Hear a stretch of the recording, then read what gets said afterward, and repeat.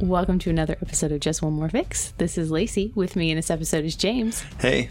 If you like us, you can check us out at justonemorefix.com and support us at patreon.com/justonemorefix. And in this episode, we're going to be talking about unfamiliar worlds. Now it's time to get our gaming fix.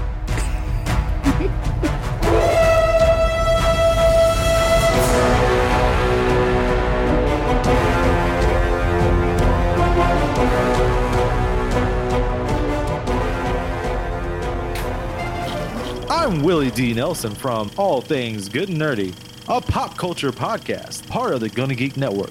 Just like the show you're checking out now. Shows on the network are individually owned, and opinions expressed may not reflect others. Find other tantalizingly geeky shows at GonnaGeekNetwork.com. Welcome to Just More Fix. Couple quick announcements for get things rolling. First off, we are still moving forward with our proto spiel that we're going to host at Game in Terre Haute. So tentatively right now we're still scheduling that for October. Not exactly sure when the date is going to be. We're still working out the details of that with our schedules and the store schedules. So more details to come with that. As we record this, Hastings Party is in the final stages of it. We got about a couple more pages to edit, and I'm finishing up the isometric map for the main sort of monster lair feature of the game, and that'll be finished up tomorrow. So look for a preview of the PDF coming to the Patreon very soon, and I will be having that sent to the printers to get a proof and printed and sent out to all of you Patreon backers. Along with that, we are starting the production of our next zine, The Three Sisters, which is sort of in the early stages of things right now. So looking forward to that. And there will be a game storming episode coming to you very soon involving that one. And I think that's our last announcement. Seems legit. Right on. All right. So this topic was your idea. So do you want to set this one up?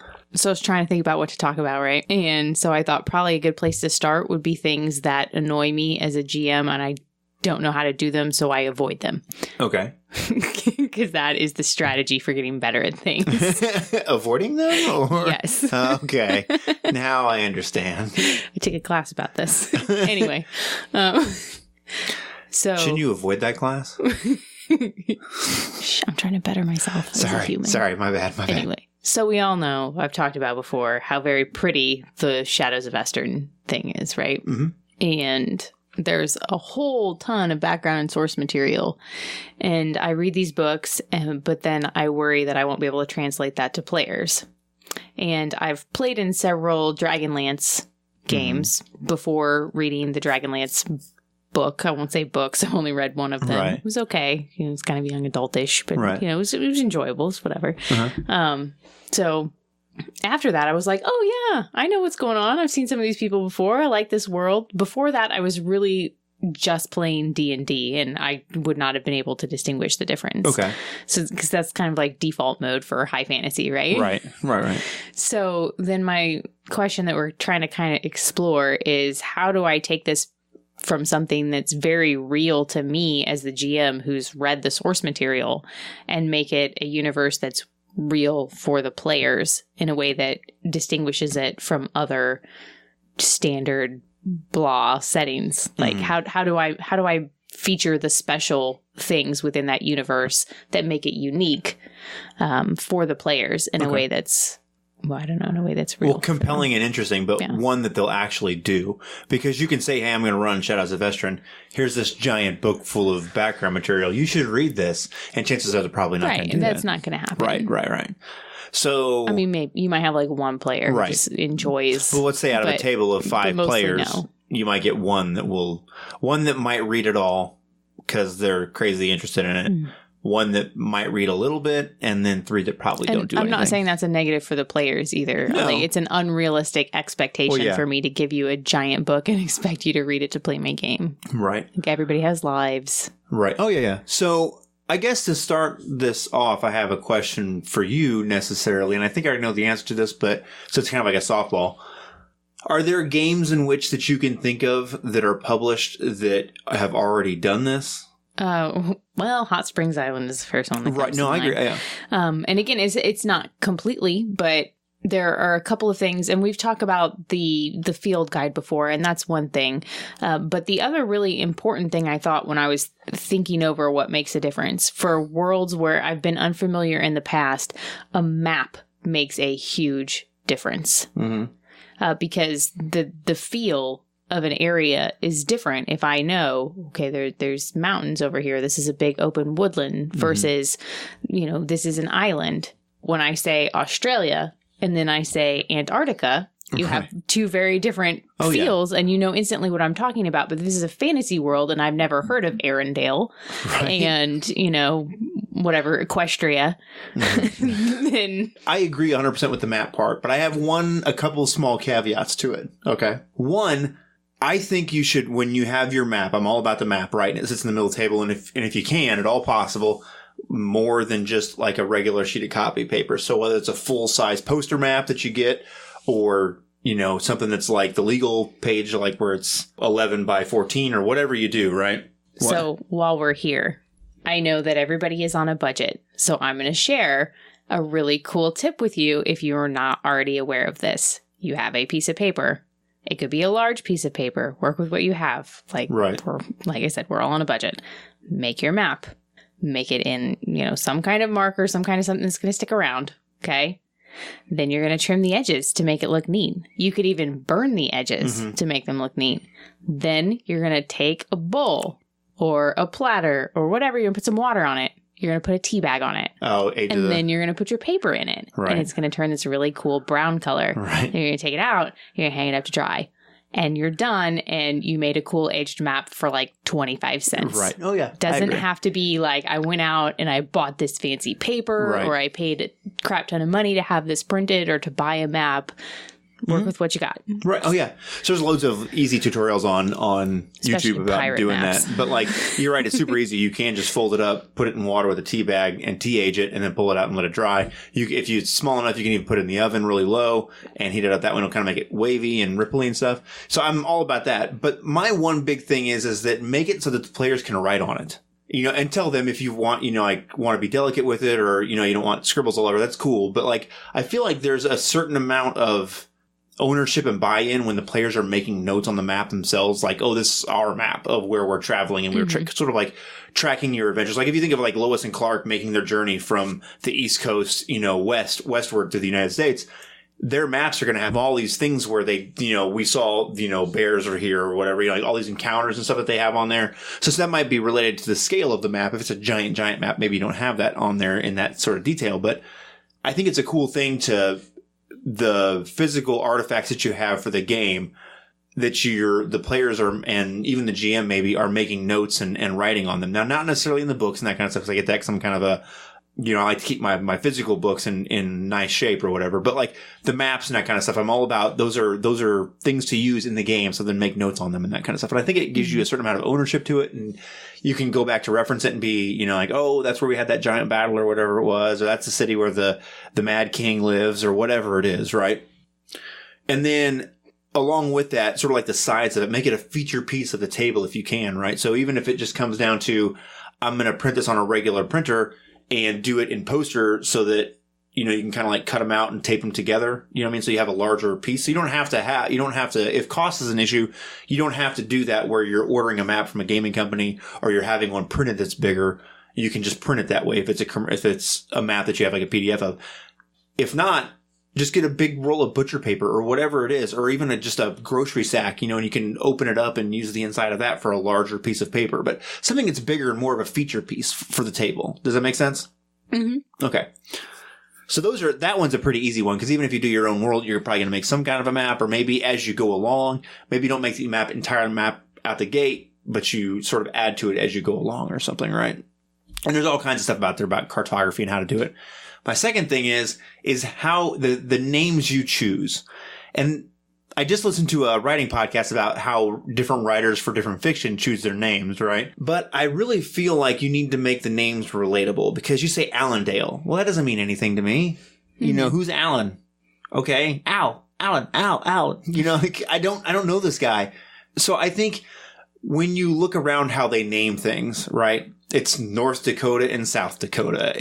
Like they're very simple, straightforward names about things. And they may reference, some of the terrain or whatever and that kind of stuff.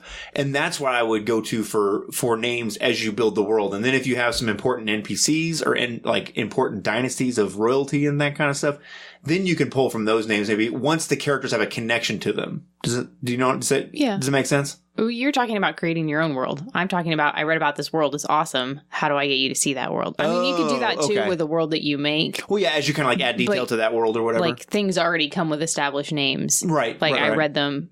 So I guess that would be my tip is feel free to change them. Because that's my other big barrier with Shadows of Estrin is I don't speak a lick of French. Oh, right. And I don't know the pronunciations. I don't understand how to pronounce the words. So I forget them. Right. I say them differently. I struggle with them. I would just go with adding an ooh at the end of everything. Well, no, it's all good. And it was something that I really appreciated about Tales from the Loop because it's Swedish. And if you're not Swedish is hard. It's real hard. Like, there's a lot of consonants happening and L's and Z's together. And I'm like, I don't know what to do with this. So they just gave me some English names. Right. Well, there's no reason you couldn't do that for whatever your native language is. Like, just make your life easier and make your players' lives easier. Or go and be like, okay, well, all these other names are French. Okay, I will pick some French names that I have heard before and are easy to pronounce. So like, the game I'm running for you guys, The Three Sisters, it's French. There's a lot of French terms. I picked French names that were easy for me to say. Chevrolet, I have heard that before. I've heard it a lot of times. I know how to say it, Right. Is that it for maps then? I would say that while geopolitical maps are cool, or political map, I'm mostly talking about topographical maps because, showing where different nations are in relation to each other is important. But when it comes to the actual feel of the land and what the world looks like, mountains and plains and rivers and oceans tell me a lot more about the feel of that place nature wise. Right. So is there anything else related to hot springs? That was the first one you mentioned. Creatures. I can see a picture of most of the creatures that exist on the island. So it can be, there's a ton of bestiaries out there. But that's another one of the things is like you can describe those to me as much as you want, or you could show me this picture. Right. You encounter this creature right here. Right. Well, I think there's a certain value in that because if you look a lot of the creatures that are in like some of the Lamentation stuff, there's not a lot of description of the creature per se. It's just this picture. Here's the picture because the picture will do more than most descriptions will, unless you want to spend 500 words on whatever this one creature is, right? When you can just show the players, hey, this is what this thing looks like. So another one that kind of occurred to me is the mythology of the world. Is really important in distinguishing one from the other. And so I'm going to refer back again to the Three Witches thing. I created a mythology for you guys, but it was short. It was simple. And I'm like, this is an isolated adventure. But some of that background knowledge is important to how the world functions and how people interact and who's on which team and all those important things that go into your plot and creating intrigue.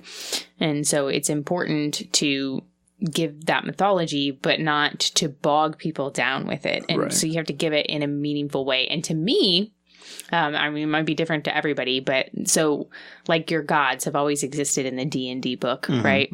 And it comes with, are you chaotic good? Are you chaotic evil? Are you lawful neutral? Whatever. You're the god of this. This is your name. Right. This is your sigil. Here's a 3-second blurb about you, and I relate to you not at all. So when I give you the mythology, I tell you a story. It's a short story. This is how it happened, and that like oratory history is how myths are passed down. Right. So a short, simple, fable type story to me is the best way to convey some of the important deities of the world and what they mean and why they're important to you. Right on. I agree with that. I think a nice short, this is going to be kind of related, but not really. So when we were running Mind's Eye Theater LARPs, a lot of people everyone turns in a background, not everyone, but nearly everyone turns in some kind of a background that they write up for their characters. And some people might give you, 1 page. Some people give you 10 pages or whatever. And one of the backgrounds that always stuck out in my head was one that I got that was more or less just a poem. And it was a very, and poem might even be, and I'm not sure it was even written that way because it wasn't like written in meter or rhyme or anything, but it was like bullet points that kind of had like a little bit of a flow to it. Do you know what I'm saying? So it was like, here's all the high points of my character if you were to tell a story about them. And I found it extremely effective because, one, it was easy to consume. And it was like, here is like, every line, bam, bam, bam. Here's a detail, here's a detail, here's a detail. But there's only like 6 of them. So it was short, it was digestible, and it could immediately be put into something. You know what I'm saying? And I feel like that's kind of where you're coming at with this myth, is that yes, there's loads and loads of books for Dragonlance or Shadows of Estron and all of their mythology. But if you can, and if we're talking about in an already established thing, whether it's Dragonlance or whatever, there's usually like poems in most of them that you could go through the books and find them and be like, oh, here's this creation mythology of Paladine, or here's this song that gets chanted in the Dresden Files book about this one cult group or whatever, right? And you can just lift those right out of there, and as long as you're not like producing something commercially, it's okay to do that, because it's for your own home table. And that can really help to convey those feelings and those sort of themes and all of that kind of stuff. Speaking of just Mind's Eye Theater, White Wolf does a good job of giving you bite-sized portions of mythology and belief systems to grab onto, even when it comes to like social interactions. So when I'm playing a Tremere, I don't need to know about every single clan out the gate, but I can read this one sentence of in general, members of Clan Tremere view members of Clan Bruja or view members of Clan Toreador. Right. And it's heavily shaded and judgmental because every vampire clan thinks they're the best clan. Right. But it's the Brujas are hotheads. But that's a great example because at first I was like, what are you talking about? And then I realized, it's one line for each clan, and it is very specific and stylized to the character you're playing. Right, exactly. Now, you don't necessarily have to fall exactly in line with those stereotypes, but it does tell you this is how my clan views them. So if I want to be in line with my clan's views, then this is what they think. If I want to push against that, then that's how I do that when it's related to the other clans or whatever. It's a great example of it, like where it's very clear and concise. I realized we kind of got away from Hot Springs. Is there anything else specifically about Hot Springs? Because I know that we've raved about the field guide a whole lot, right? And I think there's a lot of you could go back and listen to when we geek out about Hot Springs. I think there's a whole episode about Hot Springs, so you can kind of specifically go to that one if you wanted to dig into that. But like, are there any other ones besides Hot Springs that come to mind? I'm thinking I had another example, but I have lost it. So I have one. Okay. I'm not entirely sure it is exactly what we're going for here, but it's the Dracula dossier. One of my favorite things about the Dracula dossier is everyone is sort of loosely familiar with the Dracula story, whether you've only seen the Bram Stoker movie, with Keanu Reeves, or you've actually read the book, but most people automatically have some vague recollection of that story. But then you have the physical Dracula Redacted book, and that makes it easy to connect to because you can flip through that and you can thumb through it, and it's got all the little notations in the sides. And I feel like that's an easier way to connect to the world in the same way that, it's like exactly in the same vein. It's cool, but that's like connecting me to the plot more than the actual world. I'm already familiar with this world. That tells me very little about... unless I read the whole book, which is the same thing as me handing you this source book and going to read the whole book. I think it's slightly different, though, because most people are already vaguely familiar with the story. However, they're already familiar with the real world. It's kind of like in World of Darkness. So what I guess in that case, being familiar with the plot is kind of where in my mind, how I see it, when it's a world that you're not familiar with, because you're already familiar with the real world and you're vaguely familiar with Vlad, Dracula, and all this kind of stuff, right? But I'm not talking about plot for the most part. No, but hang on. I'm talking about how the world works and how the people within the world. I get that. Now just hang on and hear me out for a minute, okay? So that Dracula dossier, it's very big. It really is a world when you get deep down into the weeds with all the different entities and stuff like that are going on. So I feel like while it's in the real world, there's so many moving pieces to that it kind of is a world onto itself. But it's not. It's not. Okay, well, we could go back and forth. It's set in a reality world. There's no mythical land that I've never heard of. Don't know what the terrain looks like. No. I'm like, this is like high fantasy or like a sci-fi world, like very fantastical. Right, but how do I get your brain there? Right, but I think it also relates to the locations, the people, the cultures, there's a whole ton of things that go along with that. So I'm not saying it exactly fits, but it's the next closest thing that I could point to as an example for someone to be like, if I wanted to try something like this, that's getting closer to it. Do you know what I'm saying? Mm-hmm. Now, something that I did for our Dracula dossier game is that now you can buy the cards now, but I printed headshots of all the characters that are in the books. Mm-hmm. And I felt like, and that could work for any game regardless of time period or anything. So when I told you this is King Edgar, whoever it is or whatever, I could show you a picture and I could lay that on the table. So now it's not just what do I think this Edgar fellow looks like in my mind's eye. It's this is Edgar right here. Yeah. So you could go and get on IMDb and look for pictures of actors and use those. Cause I mean, like I said, if it's not a commercial product, then you can just use whatever, sort of pictures you want sort of in that way and go that route. The only thing I will say is if you use actors' pictures, you got to make sure you don't find like it's not Keanu Reeves because then they're like, oh, it's Keanu. You know what I mean? Like you want to find the people that aren't household names, I guess you might say, or I think whatever. we've talked about this before too. We have. Another cool thing is like if you're into garage selling or thrift storing, sometimes you can find old high school yearbooks. Those are full of just pictures, right. Depending on the era you're looking for too. We found some cool old like photograph cards before, like Joanne Fabrics or whatever. Halloween is a great time to find weird old portraits. Right. But I think you apply the same logic to physical locations as well. So like if you want to, Game of Thrones is an easy one now because it's so big, the movies and all this kind of stuff, right? You can take pictures from the television show and be like, this is Harrenhal and print out a picture of it. And then that's on the table now so that when people want to make notes about that character or that place or whatever, they can do that on those things. And I guess that kind of ties into the pictures. Something that I'm a fan of as time has gone by from different games we played, and you did this in your Three Witches game, is that sometimes the world is so big, and if it's a pre-established world, I may not know these characters and who they are, right? But if I have a picture and maybe I have a note card with their name on it that just lays on the table for everyone, I can make notes on that note card and be like untrustworthy, liar, whatever, dresses foppishly, likes expensive things, easily bribable, whatever the characteristics are.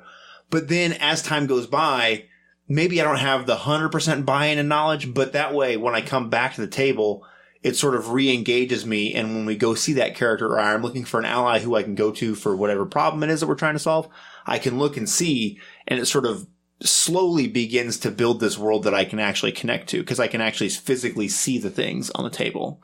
And I think the physicality of seeing those and writing them down makes a tremendous difference. Whereas at one point I wasn't sure that it did, but having done it several times on both sides of the table now, I think it makes a tremendous difference. Yeah, Night Witches does that well too with the character cards. Mm-hmm. Well, apparently just Jason Morningstar is rocking with that because Winterhorn has character pictures cards as well. They're a great game aid. Right. Well, I feel like without them, it almost doesn't work because it's so hard to sort of connect those things to that person. Like in your... You know what I mean? Like when I conjure the image of them in my head, I can see them because I've seen a picture of them. Do you know what I'm saying? So, if you're doing something that's maybe less fantasy and more like sci-fi, pictures of the ships or vessels, or even if you're doing a pirate thing, if I'm not familiar with what the Viking sailing ships look like. Right. You just have a picture of what those look like, and like even blueprints style of a ship would be cool. I haven't seen anybody do that. You see that a lot with the sci-fi spaceship kind of thing, but those make a lot of difference. Like, okay, so what does the inside of this layout actually look like? What does the outside of the ship look like size wise compared to other things? What am I looking at? Star Wars is almost cheating because it's so much a part of pop culture that people are familiar with a lot of the vessels that are being flown in that. But for other sci-fi stuff, like, okay, maybe not. Yeah. Show me the ship that I'm on. Yeah. So like if you're talking about a game that's like in the Expanse universe or whatever, that's definitely going to be helpful. That's another one that Tales from the Loop does really well. And then, I'm not sure about the Serenity game. I'm sure there's probably at least a couple of spaceships within the book, but I know Kurt always goes out of his way to find extra printables and stuff for us. So for whatever vessel, and he'll go above and beyond and give us like ship's papers and actual currency and like wonderful, fantastic things like that too. So that's one of the things that I was going to kind of point to. And sometimes I know you're talking about in a more fantasy world, but I feel like sometimes if it's something that you can't draw a direct line to, sometimes it may as well be fantasy. Do you know what I mean? Like if I'm in the process of trying to put together this Yellow King game. It's going to be in Weimar, Berlin, right? Well, no one really has an actual connection, like a very clear connection to draw between now and then. But in the back of the Berlin book from Chaosium, there's all these loads and loads of handouts that you can print out. And I feel like those props can really make a big difference, because some of the ones that are in there, it might be like something as simple as like a newspaper article, right? So it's like a headline and it's like someone cut it out and you print that out and that's what it's there. So there's all these things that you get from it. So like in that case, when I look at it, I see it's got that sort of classic German font to it. And that comes with its own set of connotations and all this kind of stuff. And then you get to read the story, right? But it's always something that you can look at and refer back to. And it kind of describes if it's a periodical, right? It's sort of like they're going to write their own sort of bias into this article that you're going to read.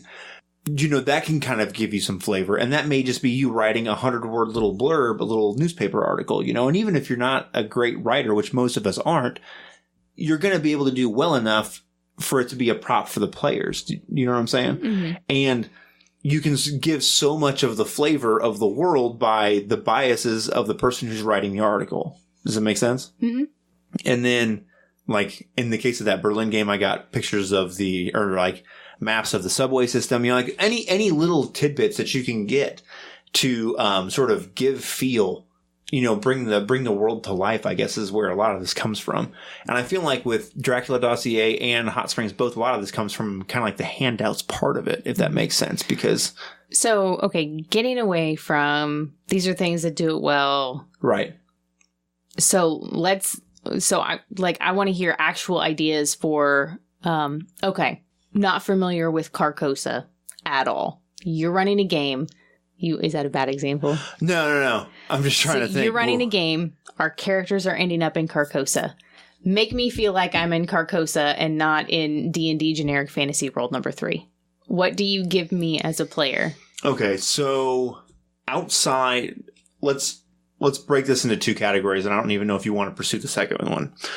Or I guess the first one. The first one I'm going to say is I feel like if it's a world that's very stylized, a lot of that comes down to the tone that you use to describe things and your verbiage that you use as a game master, which I think is kind of a separate discussion almost, right? On the other side of that is in terms of like ways to engage you and make you feel that kind of stuff, right? So the first thing I'm going to do is I'm going to print off the poem that is in the front of the King in Yellow that is like something, something, something, dim Carcosa, something, something, something, lost Carcosa, right? Because it gives a lot of flavor right there. It's 4 stanzas. I think that's what a paragraph of poetry is, right? It sounds right. Whatever. That's what I'm calling them. Sounds good. But there's 4 of those, right? And they give a lot of feel about it. And they give very small details about 2 sons and all this other stuff, right? So it's very much in line with what you're talking about that mythology, right? It contains a very strong mythology within 4 stanzas. The next thing I'm going to do, I think, is I'm going to find inspired paintings or drawings or depictions that are very, very stylized, specific to what I want to do. And some people do this with like a Pinterest board or whatever, that kind of stuff. I like to make a sort of like a flyer for my game where I pick different pieces of artwork and photographs and stuff and sort of put them in there. With that picture, just like we talked about with the monsters, the atmosphere of it, is it cloudy? Is it sunny? Are the color choices? Like, these are all things that you need to pay attention to for what you choose, right? And you don't even have to print these off. If you have a tablet or a laptop, you can bring it up and put it on slideshow and let it cycle through these photos or whatever it is, right? So I think just a good amount of time on Google or Pinterest or wherever, typing in image searches of like, if it's Carcosa, I'm quite literally putting in Carcosa and Googling that. King in Yellow, Tattered King, Yellow King, all this kind of stuff, Haster, to bring those things up. And then I might even go so far as to just Google. So in the case of Carcosa, there are 2 sons. Now there's a couple different ways to interpret that, depending on which rabbit hole you want to go down, whether it's actually like a binary star system or like a dark sun and a light sun and like an alchemy kind of a way. But let's just say we're going to go with the binary star system, right? So I might just Google binary star sunset and see what that brings up, right? Because it's like the way that sunset looks across the Lake Haley or however you want to say that it describes in that poem is very different than a regular sunset, right? So I feel like that's a good piece of inspirational, imagery to draw from. Right. Does it make sense? Yeah. And I realize a lot of this, because you mentioned Carcosa, there aren't, to my knowledge, a lot of people mentioned in Carcosa, like specifically, right? So there's some people that are involved in some of the stories like Casilda and Camilla and stuff like that, but like, and the Stranger, but like specifically Carcosa, to my knowledge, and I haven't finished reading everything yet with all the footnotes and blah, blah, blah, blah, blah. But like, there are not a lot of actual people. So that's a lot of wide open spaces for you as a game master. But I feel like if that's the case and the world you're going to be in, then you need to do extra care to be able to engage the players in that sort of thematic environment kind of a way, right? So then outside... I was hoping you were going to touch on that. Yeah. Well, outside of just like the look of the... Like a lot of the pictures or paintings that I've seen and artwork that I've seen for Carcosa are like broad cityscapes, right? Like here's a lake with 2 stars and a city in the background. That's great. And that's important and you need to have that. But then I also think you need to go down the road of like, here's buildings. Like this is the central palace or whatever it is for Carcosa. And what does that look like? And, and even if you're going to combine 2 things like, hey, I'm going to like, aside from that, like those are big things. Right. Small things make a huge difference in the flavor text. So the difference between like me, okay, so you're traveling and you're going through the woods. Okay, well, stop. Because if you say I'm going through the woods, I'm picturing, tromping through the Midwest woods in my mind, or maybe it's an evergreen forest. Well, I need you to stop and say you're going through the woods, but here are the things in the woods. Here are the colors that don't make sense. Yeah. You see these mushrooms; they look like this. Right. You see these, hang on. So flowers that look like this. As a quick example, you say traveling through the woods. Think of redwood forest, giant, huge, thick, massive trees, hundreds of feet high. That's one vision, right? Pacific Northwest, a very dense rainforesty, but still like deciduous forest, right? Soft, mushy ground. That was not what I was picturing. Always Pacific Northwest and rainforest. Yeah, Oregon has actually received enough rainfall for it to be considered a rainforest. Right, but when you say rainforest, true. Okay, fair enough. That is not where my brain goes. But that Pacific Northwest, thick, dense, super soft, because it's so mossy and everything else. There's the sort of light forest of the Midwest where we've kind of cut things down and then it has grown back. Then there's like tundra. So, but all I'm getting at is like the difference between those is very important. Portion too. Yeah. Right. Because again, let's go back to Antarctica. Sahara, very different feel. Both deserts. Right. The tropical rainforest versus the Pacific Northwest rainforest, very different feels. Right. So I think it's important like to just get pictures. Pictures is so good for that kind of stuff. Because if I tell you woods, well, that's what you vision and what I vision, maybe 2 different things. But if I can tell you, well, it's like kind of like this, and it's a little bit darker or whatever, right? It kind of gives you some kind of a idea. Yeah. Lighting, temperature, moisture.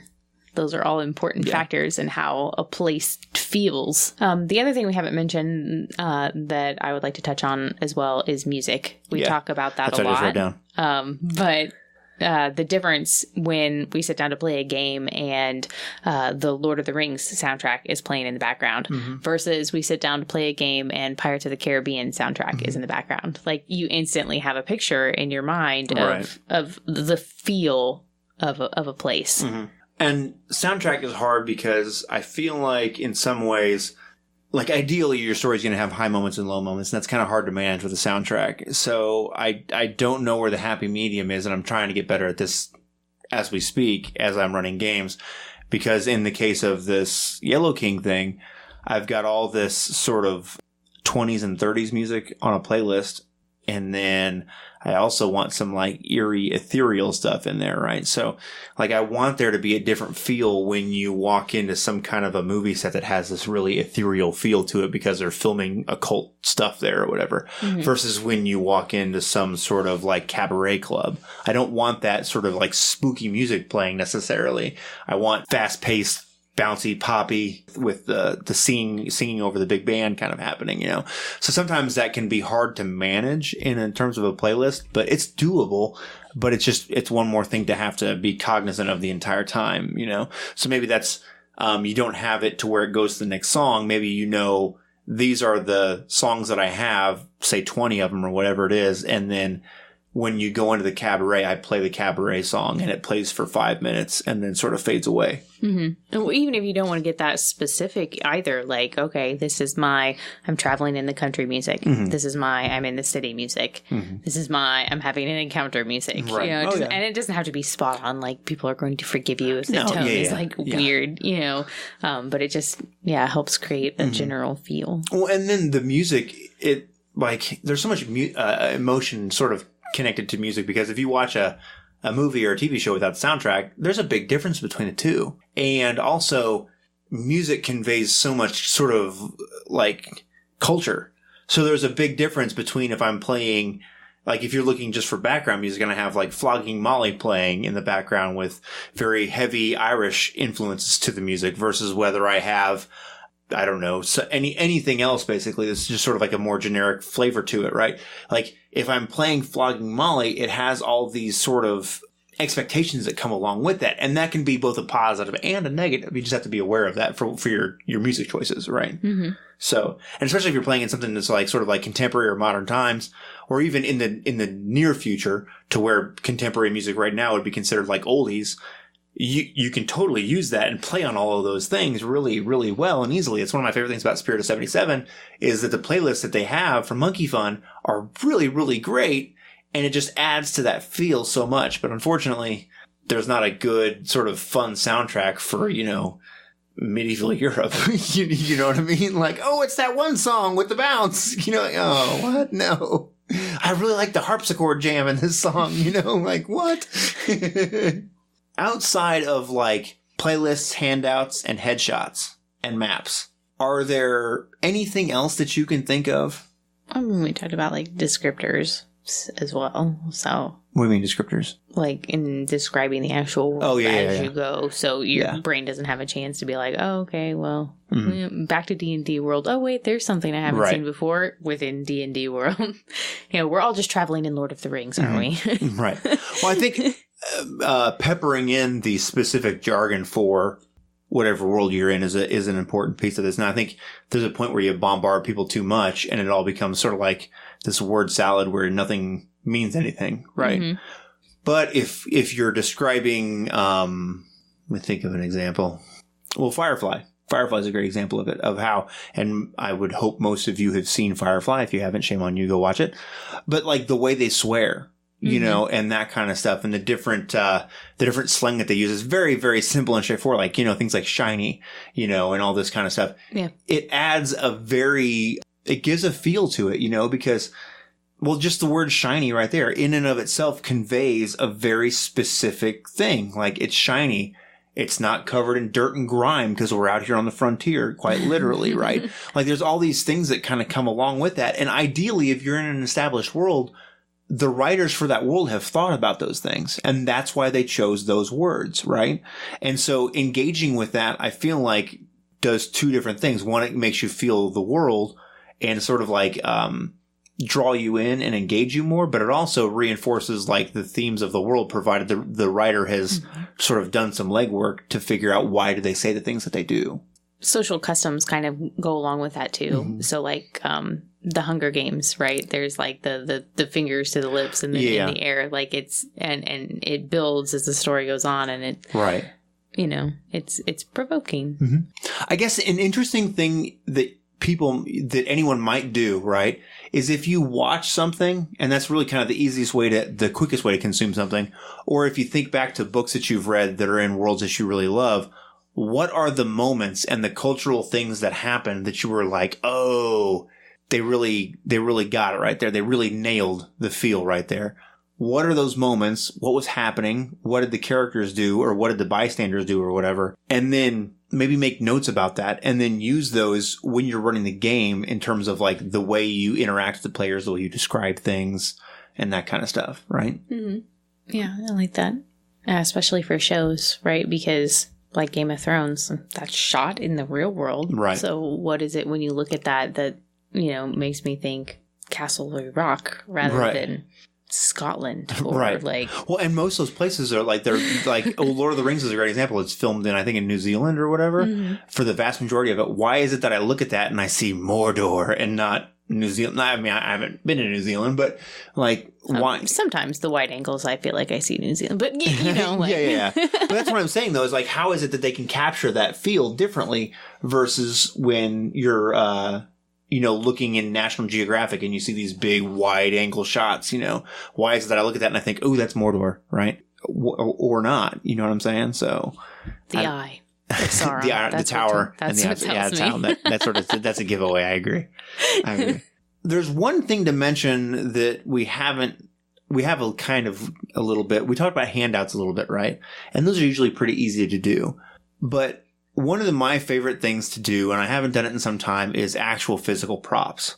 Yeah. So if you're running in some kind of a world that maybe you have memorabilia or something like that, or toys, maybe not action figures or whatever, but, stuff for cosplay stuff or whatever, or even if it's stuff that you just want to make and produce, I really think that there is something to be captured with physically having items on the table that you could pick up and look at, right?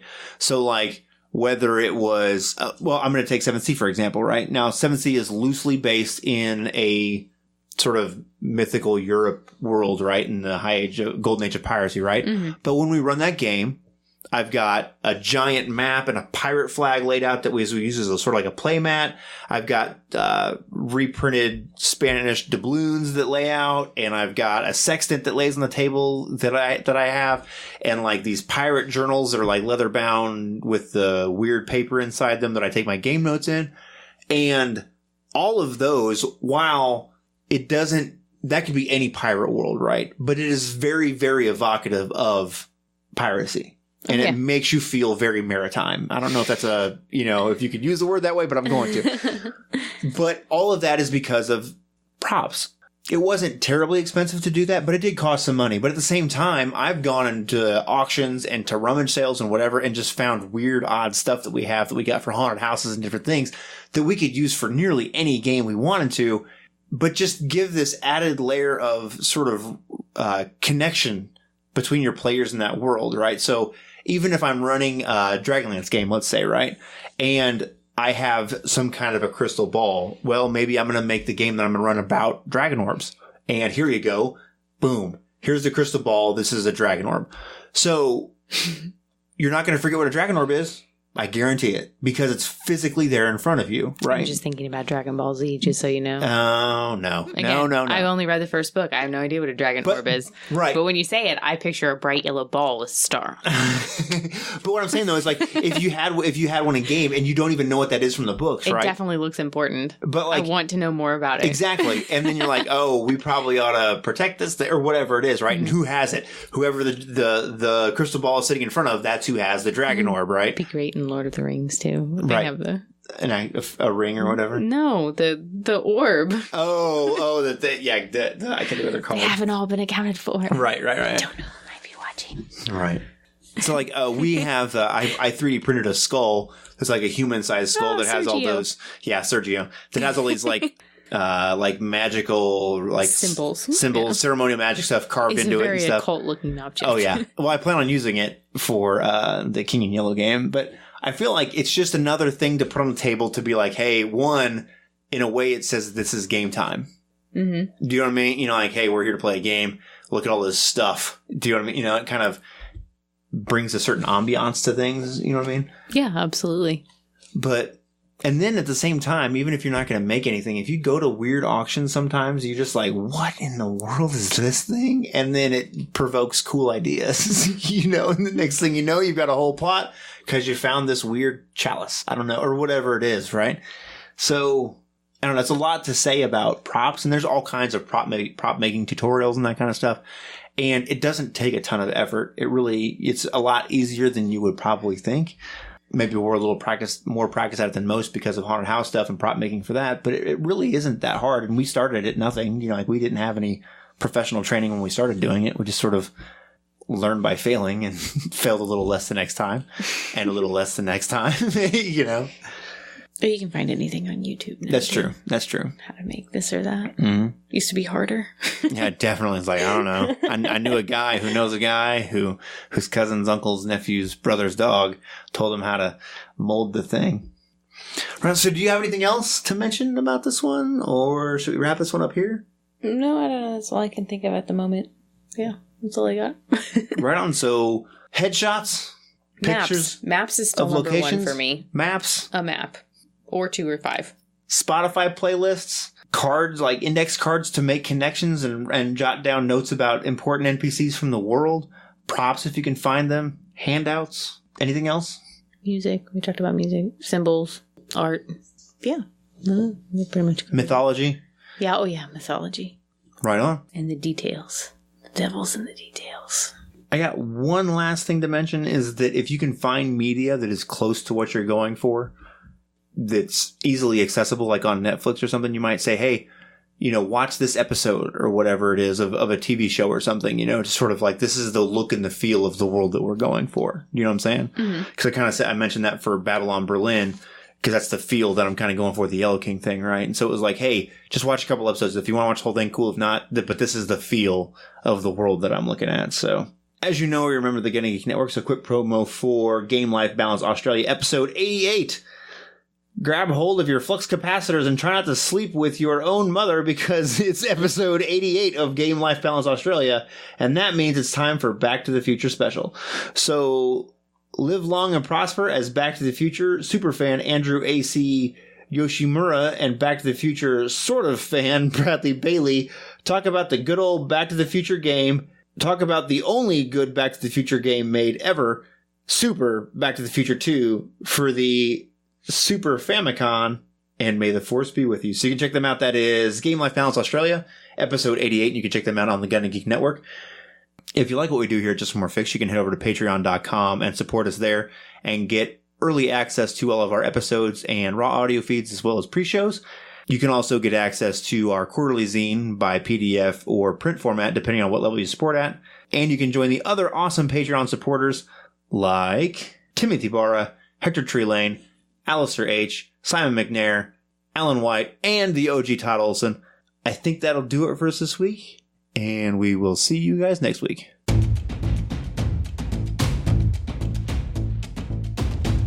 Thanks for listening. This has been an episode of Just One More Fix. Music has been provided by Kevin MacLeod. You can find him at incompetech.com. You can support us at patreon.com/JustOneMoreFix or follow us on Twitter at JustOneMoreFix.